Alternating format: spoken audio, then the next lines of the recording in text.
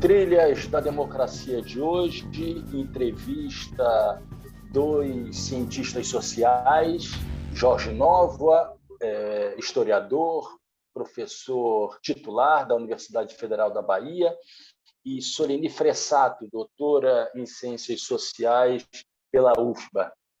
Os dois lançaram, o ano passado, o livro Soou o Alarme, a crise do capitalismo para além da pandemia, editado pela Perspectiva. Solenny e Jorge, sejam muito bem-vindos ao Trilhas da Democracia. É um prazer recebê-los nesse espaço de discussão e de defesa da democracia e dos direitos humanos. Sejam muito bem-vindos. Muito obrigado, Marco Modaini, pelo convite. Acho que a Solenny também está experimentando o mesmo prazer que eu estou tendo de falar desse livro que ocupou a gente de forma intensa, pelo menos os seis últimos meses do ano passado e mais alguns meses do primeiro semestre, porque quando em março disparou todo o processo de constatação de que a gente estava vivendo já no meio de uma crise pandêmica mundial, nossos cérebros não pararam de funcionar. E, como qualquer brasileiro e qualquer cidadão do planeta, nós vivemos pânicos, nós vivemos muitas interrogações, e esse livro, por incrível que pareça, nos ajudou a, vamos dizer assim, encontrar uma certa paz, uma paz relativa para enfrentar realmente o nosso próprio isolamento social e aquilo que a gente estava vivendo junto com as outras pessoas de um modo geral. Então, nesse sentido, eu agradeço muito o seu convite e espero que a gente possa ter um diálogo bem frutuoso. A cabeça está cheia de ideias e eu creio que a gente vai poder testar tudo isso. Jorge, Solenny, por favor, Solenny. Não, eu quero reiterar esse agradecimento de Jorge para a gente poder participar desse programa, não só no sentido de divulgar o livro, mas a importância de debater esse tema, que, como você colocou, já sinalizou, a gente coloca no subtítulo a crise do capitalismo antes da pandemia. É uma crise que vem e que começa antes da pandemia, e isso foi uma preocupação muito grande da gente passar essa ideia de que a crise ela não começa com a pandemia. Na verdade, ela é acelerada pelo processo da pandemia, mesmo uma crise sanitária. A crise sanitária também não começa com a pandemia. A gente vive num mundo pandêmico e epidêmico pelo menos há um século. As doenças zoonóticas estão nos acompanhando aí desde a gripe espanhola. Ebola, AIDS, SARS, MERS, enfim, a gente tem uma série de doenças. Então, a pandemia, na verdade, vem mostrar um aspecto, vem tornar aparente uma coisa que já estava muito latente, já há muito tempo. Então, nós quisemos imprimir esse ritmo. Então, essa oportunidade agora de discutir aqui com você, no seu programa, é muito importante, porque é um processo que a gente ainda está vivendo, na verdade. Não só de crise sanitária, mas de crise mais geral. Jorge,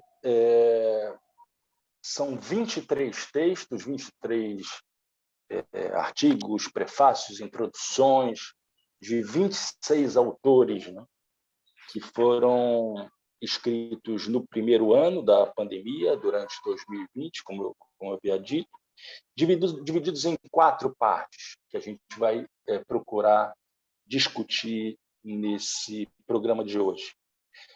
Eu gostaria de iniciar remontando a um trecho da carta ao leitor, assinada por vocês dois, logo no início do livro, em que vocês afirmam que, abre aspas, o novo coronavírus é a prova de que o caminho neoliberal de exploração ao extremo dos recursos naturais e do trabalho humano está nos levando a um desfiladeiro, fecha aspas. Jorge, logo depois da carta aos leitores de vocês, nós fomos brindados por talvez um dos últimos textos, se não o último texto, escrito pelo historiador francês Marc Ferraud, uma referência no campo da historiografia, né, e faleceu exatamente em maio de 2021. Né? E o título do artigo do Marc Ferraud é Um Mundo Sem Horizontes, as sociedades já se esgotavam sem a Covid-19. A pergunta que eu te faço, Jorge, e eu gostaria que você desenvolvesse os argumentos, uma parte dos argumentos que você tratou no teu artigo intitulado A Humanidade à Beira do Colapso, a exaustão ecológica planetária mais além do capitalismo. A pergunta que eu te faço é: que mundo foi, continua sendo, não é? Esse mundo construído pelo neoliberalismo nos últimos 40 anos, né? E que acabou desaguando, né? Acabou potencializando, né? Agravando a pandemia da Covid-19. Né? Então, eu queria que você enumerasse, né? e apresentasse aos nossos ouvintes, aos nossos espectadores, né? Qual o papel desempenhado pelas políticas de austeridade fiscal, financiarização da economia, degradação ambiental. Por favor, Jorge.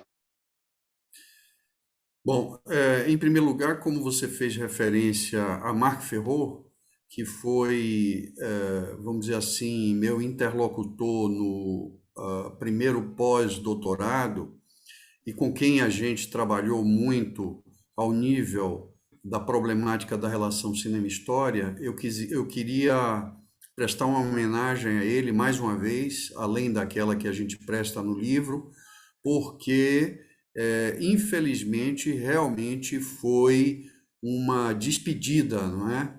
Ele escreveu esse texto, foi o último texto que ele escreveu em vida, e ele sofreu da Covid, ele pegou Covid porque a esposa dele ficou doente, ele teve que acompanhar ela ao hospital, fazendo hemodiálise e tudo, ele mesmo, não é? 3 vezes por semana, com 96 anos, e conseguiu sobreviver à morte dela 2 meses.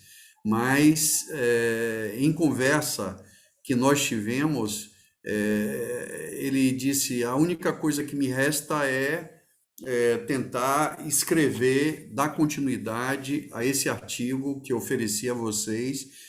Ou seja, a ideia dele era tratar exatamente desse mundo que ele já estava denominando antes, um mundo sem horizontes. Ele não via horizontes, nós vemos poucos horizontes, não é? Digamos que talvez a gente, porque sejamos mais jovens que ele morreu com 96 anos, nós ainda acreditamos na possibilidade de uma parte da humanidade conseguir, vamos dizer assim, resolver essa crise profunda que a gente está vivendo, e como o Soligny colocou, ela antecipa a pandemia do coronavírus e ela continua par e passos com essa crise sanitária mundial. Ora, você me pergunta que mundo é esse? Na verdade, esse mundo é um mundo, a rigor, que se produz já no final do século XIX, com o processo de industrialização acelerada, de mecanização do processo industrial, de exploração dos recursos naturais de forma muito intensa, que vai desembocar numa disputa mundial por espaços que são espaços de mercadoria para a venda de mercadoria, mas também espaços para exploração da natureza. E isso vai desaguar em duas grandes guerras, e o mundo que se constrói a partir da Segunda Guerra Mundial, onde algo em torno de 60 milhões de pessoas pereceram, não é?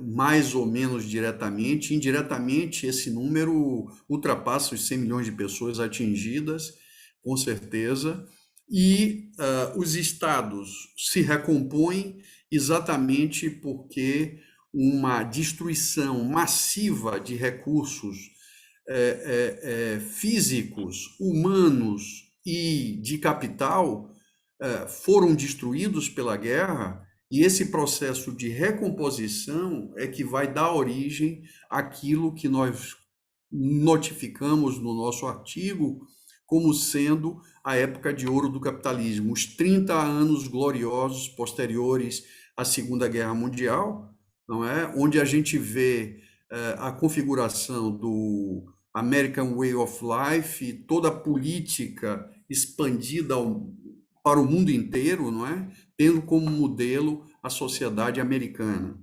Ora, a partir daí, nós vemos um processo de industrialização ainda mais intenso, de uma automação ainda mais intensa, que vai colocar em xeque vários elementos que compõem o processo de desenvolvimento do capitalismo. O processo de automação, por exemplo, se faz acompanhar, inclusive, das pesquisas com indústrias de armamentos, com a indústria físico-química, ela produz um elemento fundamental da crise, que é a exclusão do trabalho direto do processo produtivo. Ou seja, em nenhum momento anterior nós vivemos um processo tão intensivo, tão intenso de exclusão de força de trabalho viva do processo produtivo, como no final desses 30 gloriosos anos do capitalismo, do pós-Segunda Guerra Mundial. Portanto, isso vai ocorrer mais ou menos final dos anos 60, início dos anos 70, não é? Nós vamos ver a desindexação do dólar em relação ao ouro, não é? Que já é uma consequência do processo de financiarização em curso, mas também porque o excesso de produção de mercadorias, a superprodução de mercadorias e o excesso de acumulação de capital vai levar àquilo que nós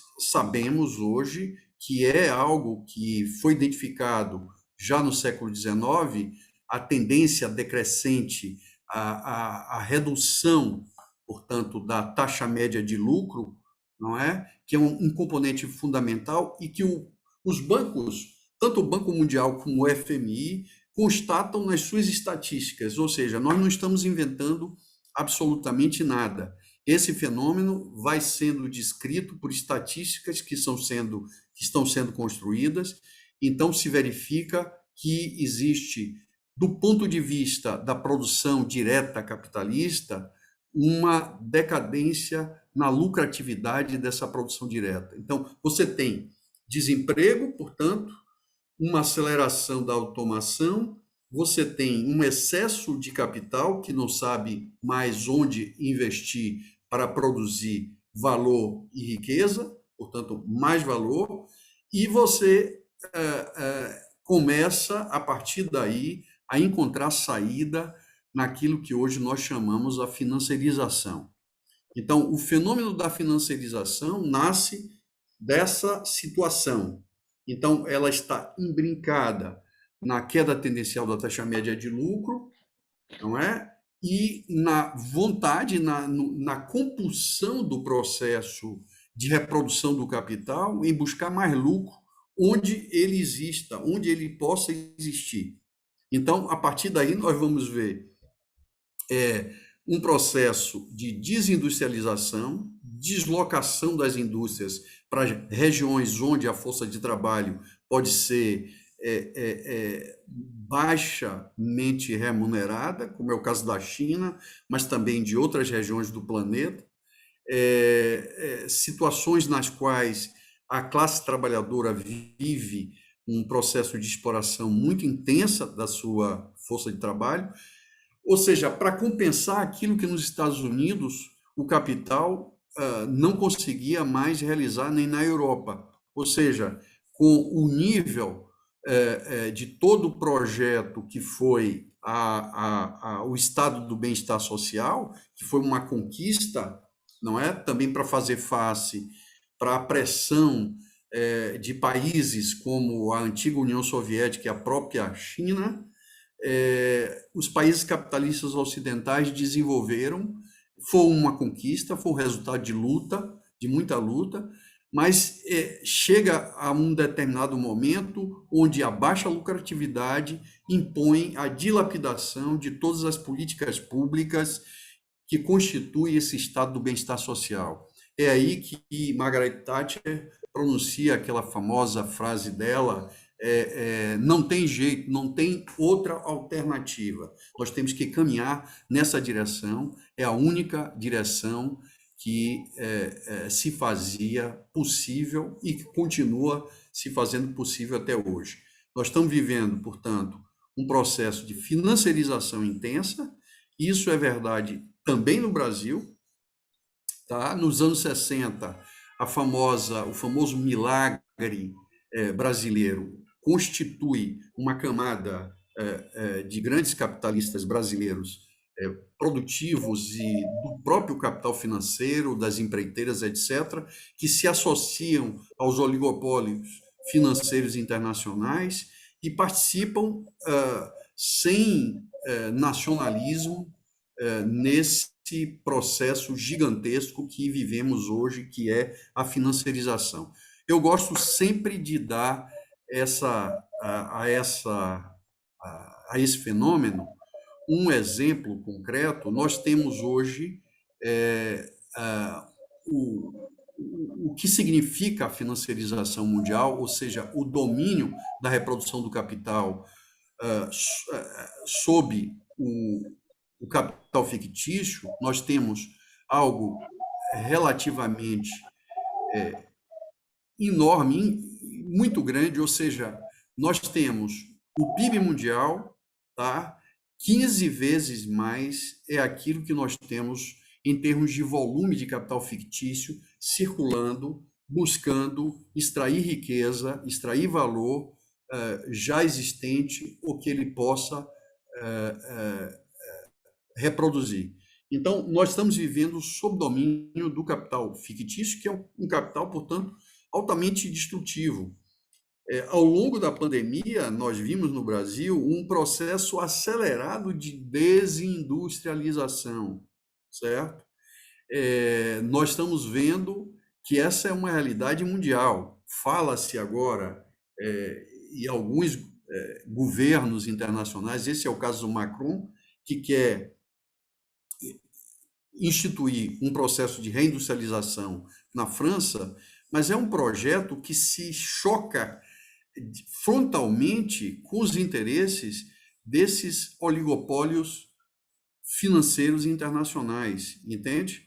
O próprio Macron é um representante desse capital financeiro internacional. Na verdade, trata-se de uma política muito mais demagógica, visando uma campanha eleitoral, não é? Ele quer se reeleger, do que realmente uma possibilidade real de reindustrializar o país. Então, você quer falar? Jorge, eu Fala.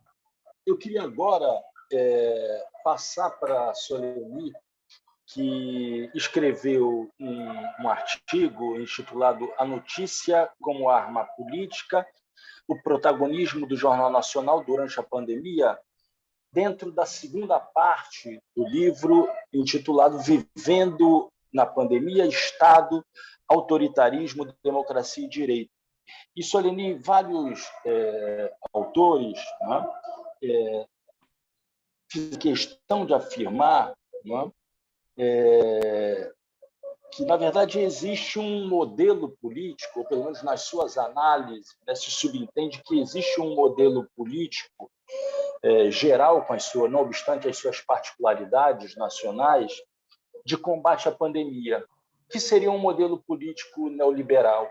Eu queria, Solenit, te ouvir para saber quais são essas características, quais são as características que marcam essa forma de gestão da pandemia, independentemente de se estar no México, na Espanha, na França, que foram alguns dos países analisados no decorrer dos artigos. Por favor, Solenit.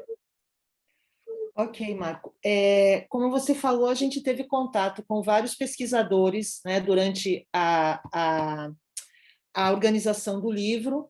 Nós convidamos algumas pessoas que já nos acompanhavam há algum tempo, né, pesquisadores do México, da Argentina, da Espanha, da França. Tivemos contato também com pessoas do Haiti, onde a gente tinha um amigo, falamos com pessoas da Colômbia. Então, por isso é que a gente conseguiu montar, como você disse, essa gestão da pandemia, um modelo de gestão da pandemia, que foi um modelo que a gente chamou de neoliberal.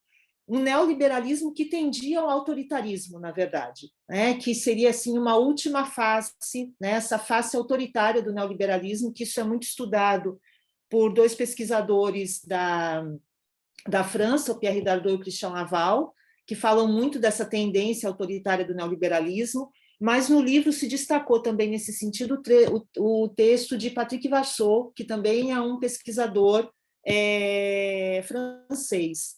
E teve um texto também de um mexicano, o Carlos Alberto Rios Gordilho, que também enfatizou muito nessa questão de uma tendência autoritária na gestão da pandemia. Então, essa tendência autoritária, ela, no caso da França, por exemplo, e do próprio México, ela tendia a culpabilizar as pessoas, de que é você que não usa máscara, é você que está saindo de casa, é por isso que a pandemia está acontecendo, que o número de casos está aumentando e o número de mortes está aumentando. Os estados meio que se eximiram um pouco da responsabilidade deles, colocaram a responsabilidade na população que não seguia as regras de um lockdown ou que não seguia as regras de evitar a convivência social. Então, não era responsabilidade do Estado, era responsabilidade da população, e muitos estados acabaram tomando medidas mais agressivas, de realmente as pessoas têm que ficar enclausuradas, se elas saírem de casa, elas vão pagar multas, isso aconteceu muito na França, as pessoas que eram encontradas pela polícia a 3 ou 4 quilômetros de casa, elas eram multadas. Então, isso é uma face mais autoritária do Estado. Então, é um neoliberalismo que tende ao autoritarismo. E aí, uma coisa que você falou também no início que a gente começou a nossa discussão, que você disse que existe esse negacionismo das vacinas, da ciência por muitos estados, que é o que a gente vive aqui no Brasil, e isso acaba se agravando com o fato de que esse negacionismo é confundido com liberdade de direito. Então, você tem a liberdade de não tomar vacina, você tem a liberdade de não usar máscara, você tem a liberdade de sair na rua. Então, essa liberdade de expressão, ela acaba se confundindo com uma agressão ao outro. Porque daqui a pouco você tem liberdade de ser, é uma liberdade sua, uma expressão sua, você ser homofóbico, você ser misógino, você ser racista. Então, há uma confusão, eu acredito, desse negacionismo com a liberdade de expressão. Então, se confundem essas duas coisas, que eu acho que é muito perigoso. Então, o governo justifica que as pessoas têm o direito de fazer determinadas coisas, mas não é uma questão de direito, é uma questão de coletividade. Se está comprovado que determinados comportamentos, comprovado cientificamente que determinados comportamentos ajudam a preservar a minha vida e a vida do outro, então não é uma liberdade. Você não está livre para agir daquela maneira. Então, eu acho que houve um pouco essa essa mistura de coisas, e muitos governos, né, como eu citei, o caso da França, especificamente do México, que acabaram assumindo uma posição muito autoritária, tolhendo os indivíduos para poder manter, para poder tentar gerir aquilo que eles não conseguiam gerir. Porque a pandemia veio mostrar a insuficiência dos governos, na verdade, na área sanitária, na área de saúde. Porque se a gente for olhar para os números, tem os tradicionais, né? 85% da população é assintomática, 10% tem sintomas leves, 2 a 3% precisam de UTI, de hospitalização de UTI. Então, o Estado não consegue atender 2 ou 3% da população. Essa foi a realidade que se apresentou com a pandemia. É um Estado que não investe, não só o caso brasileiro, mas diversos outros países. São Estados que não investem na saúde, que deveria ser a preocupação básica deles. Aí eles recorrem a regras autoritárias, a normas autoritárias, para impor comportamento, ao invés de apoiar as pessoas a ficarem em casa, educarem as pessoas. Seria essa a grande questão. Poder educar as pessoas, conseguir convencê-las de que elas precisavam ficar em casa, não com argumentos autoritários, mas com argumentos educacionais. Então, eu acho que isso é que faltou muito em vários estados, e a gente vê isso de uma forma assim, com as pessoas que a gente conversou e com aquelas que a gente publicou no livro, isso aparece em vários textos. Esse avanço de regras autoritárias e que já vinham se apresentando antes, na verdade. Elas afloram agora com a pandemia. Você vê uma tendência já autoritária, você vê vários governos que quase foram eleitos em 2017, 2018, alguns que foram eleitos de fato, não só aqui na América Latina, mas na própria França, com Marine Le Pen, por exemplo, que já está com mais de 70% da intenção de voto junto à classe trabalhadora. Já está saindo pesquisas na França e já está revelando que Marine Le Pen vai ser uma grande concorrente nas eleições do ano que vem na França. Então, assim, a gente vê que esse autoritarismo ele está ganhando fôlego, né, em várias regiões do mundo, em vários estados do mundo. E na pandemia isso acaba tomando uma dimensão muito maior, porque muitos estados acabaram se armando de regras autoritárias para impor um lockdown, para impor comportamentos, ao invés de tomar uma via de conscientização, de educação. Então, isso eu achei que, com quem a gente conversou e os artigos que acabaram vindo, que a gente acabou publicando no livro, isso ficou muito evidente, né? Esse avanço do autoritarismo. Mas, Jorge, eu queria retomar uma questão que ficou em aberto na tua resposta inicial, que é a questão da degradação ambiental. Eu queria que você, na medida do possível, articulasse todo o histórico de degradação ambiental vinculado não apenas ao neoliberalismo, mas ao próprio desenvolvimento do modo de produção capitalista, por um lado, né? E que, se possível, apontasse para uma particularidade do neoliberalismo. Quando você falou de uma frase da Margaret Thatcher, da Dama de Ferro, eu imaginei que você ia falar uma famosa e tenebrosa frase dela, em que ela diz que não existe a sociedade, mas sim indivíduos. Então, eu queria que você, na medida do possível, articulasse a degradação ambiental com esse projeto individualista mais que possessivo do neoliberalismo, que beira o autoritarismo. Que beira o autoritarismo, não, quer dizer, implica necessariamente uma política autoritária, como bem sabem, como bem defendiam os grandes nomes do pensamento neoliberal. Por favor, Jorge. Marco, veja só, a primeira coisa que nós temos que levar em consideração é o neoliberalismo não nasceu no final dos anos 60. Ao contrário, entre as duas guerras, escolas de pensamento neoliberal começaram a surgir, e particularmente a escola austríaca, tá certo? O pensamento neoliberal, ele não é, nem nunca foi, incompatível com o autoritarismo.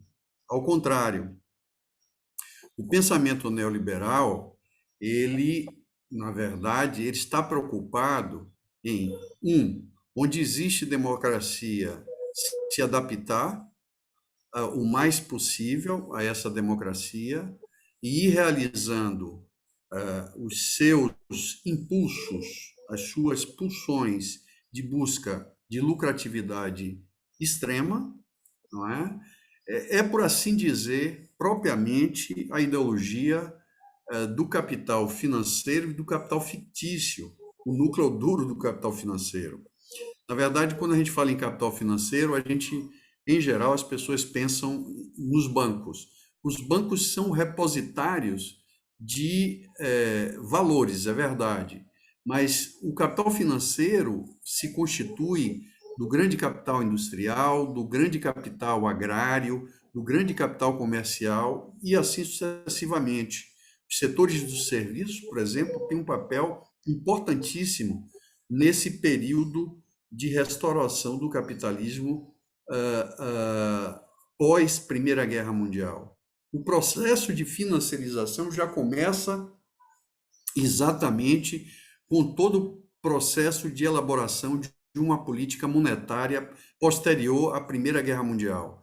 Então, é uma grande ilusão acreditar que o neoliberalismo é sinônimo de liberdade e de democracia. Eles nunca tiveram propriamente interessados nisso, certo?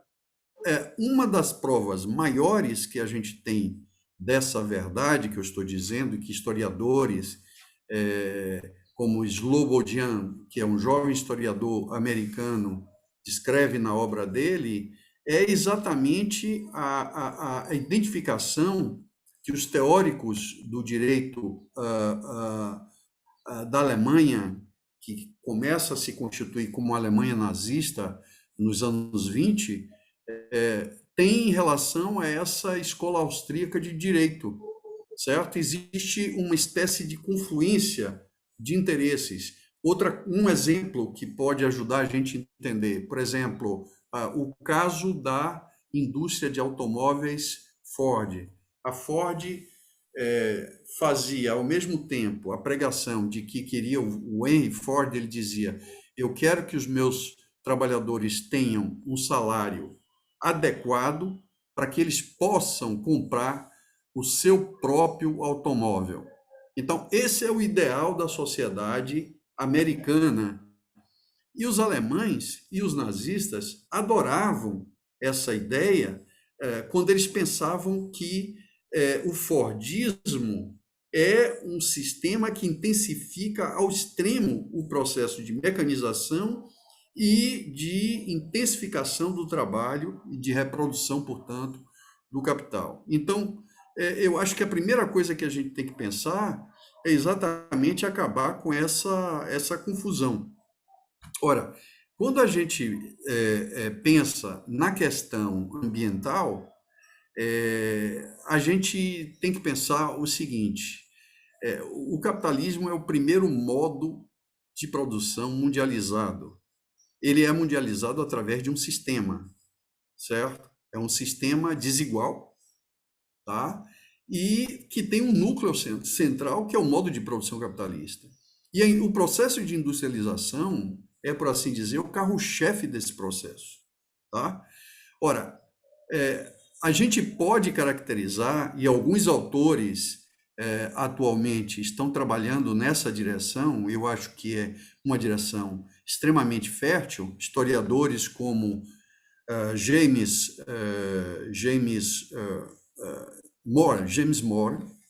W. Moore, escreveu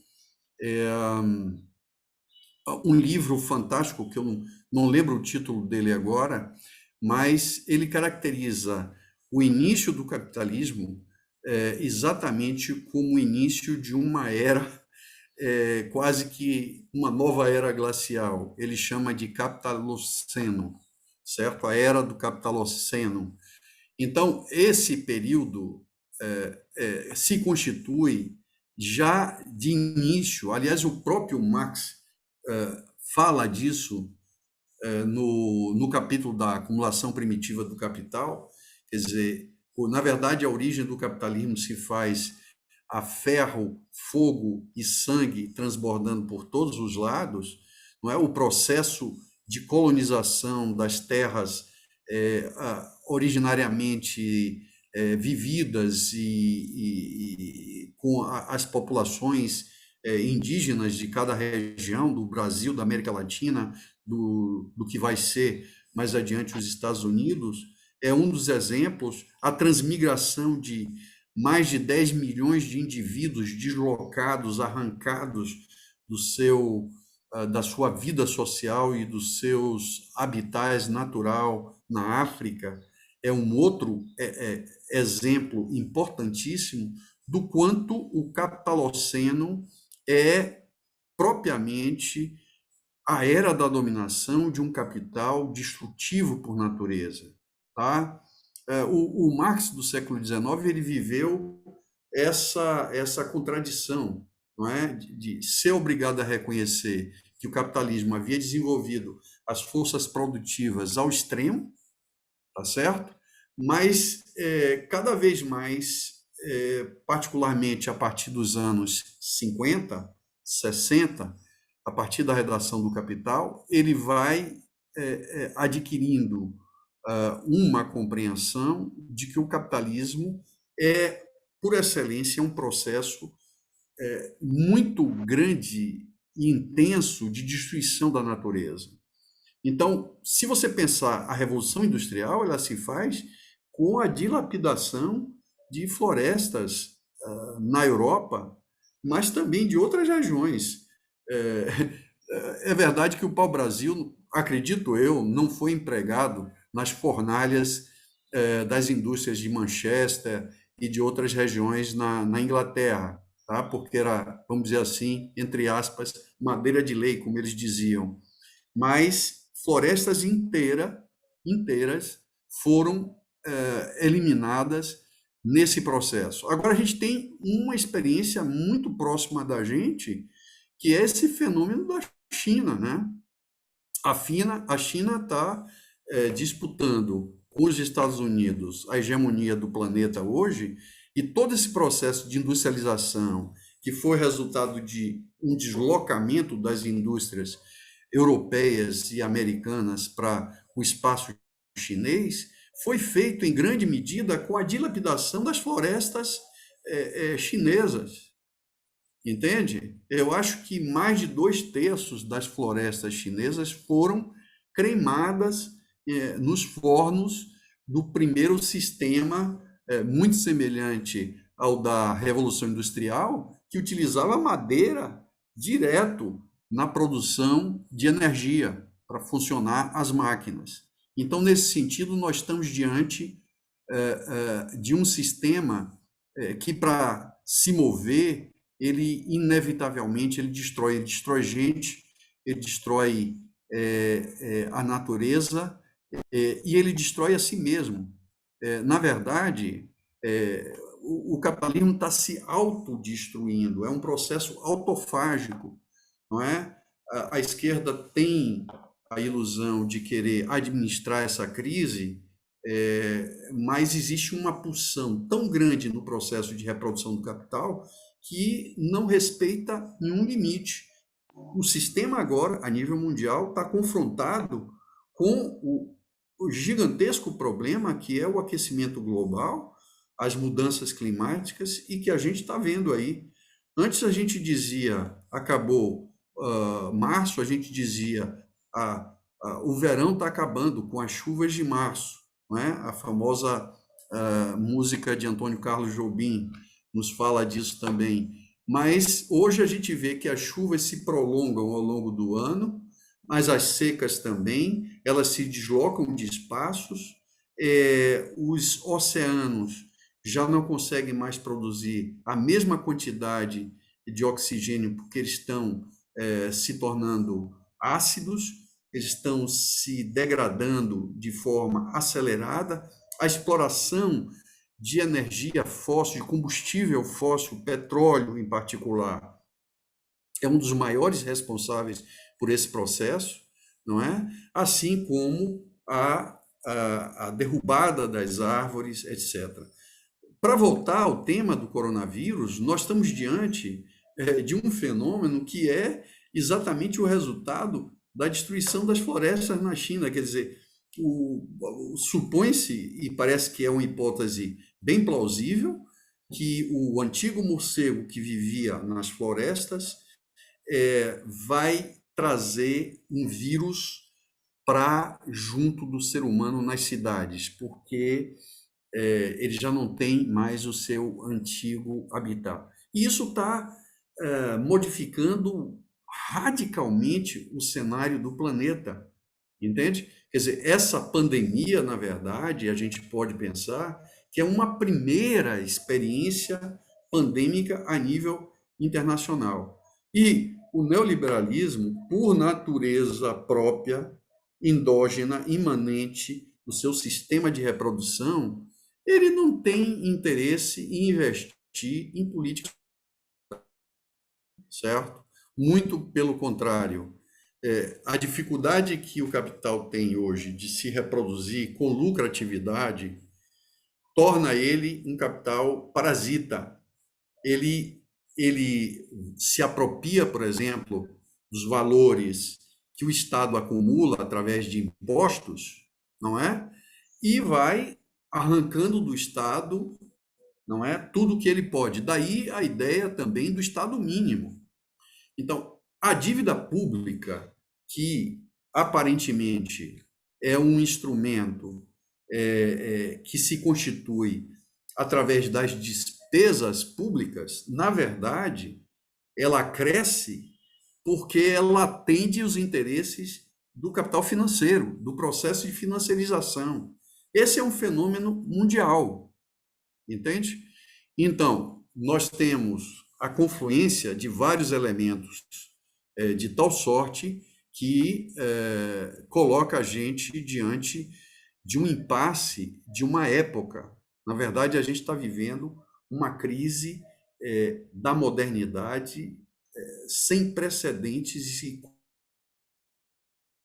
de uma profundidade que as pessoas não têm a devida consciência, certo? Então, como é que a gente, diante dessa realidade do aquecimento que os cientistas vêm dizendo há mais de 30 anos, que a gente não pode crescer mais de 1,5 graus, e a China vira e nos diz, junto com a Rússia e outros estados do planeta, que eles só poderão parar de utilizar combustíveis fósseis em 2070. Então, nós estamos diante de contradições insuperáveis, tá certo?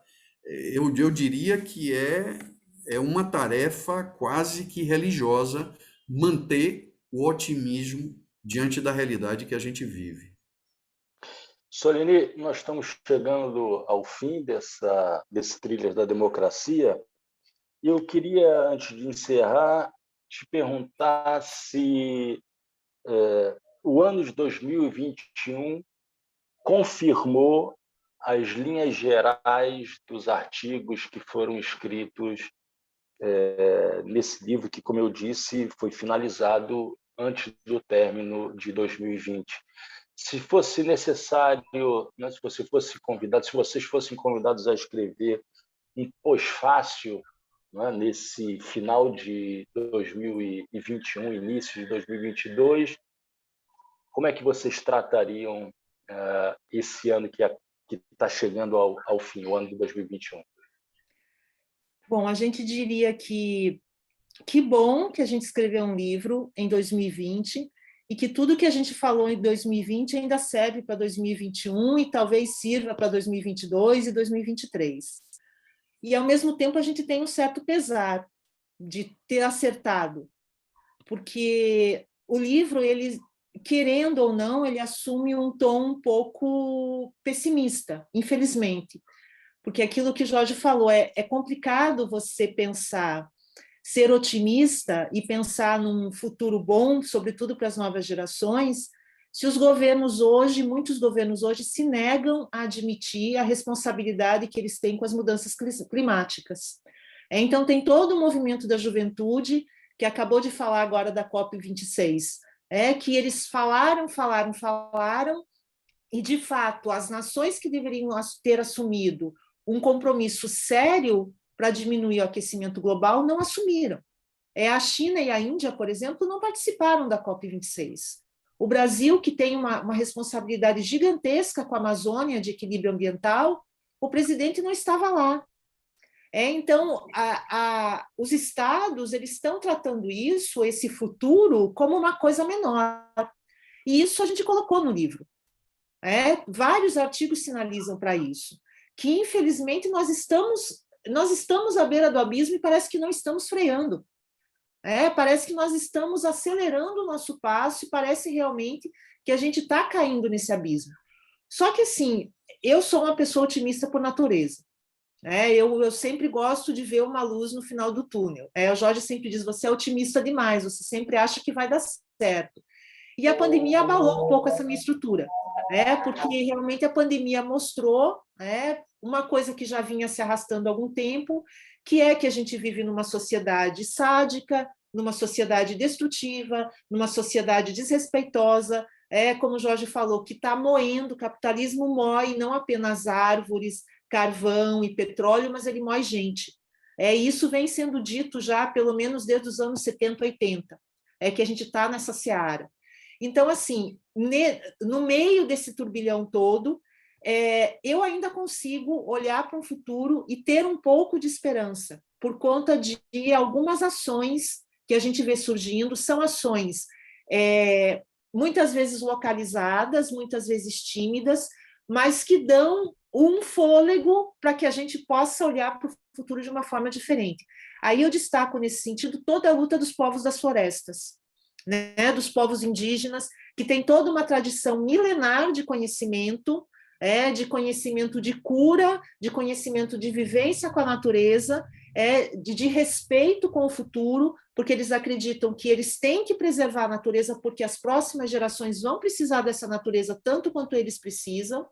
Então, existe toda uma tendência, e aí você tem agroecologia, agrofloresta, várias tendências atuais, economia solidária, que estão acenando para um outro futuro, e que podem ser a nossa alternativa. Só que, claro, se a gente olhar para essas propostas, sobretudo os estados e as grandes nações, olharem para essas propostas com um pouco mais de respeito, que elas podem ser uma alternativa superadora de todas essas contradições que a gente está vivenciando. Então, o livro, na época, ele preencheu uma necessidade de refletir sobre a pandemia, e não só sobre a pandemia, mas sobre a crise do capitalismo. Para a gente, como o Jorge falou no começo, foi boa a escrita desse livro, a organização desse livro, porque ele veio dar um suporte para as nossas reflexões e ele meio que nos salvou de um confinamento mais difícil.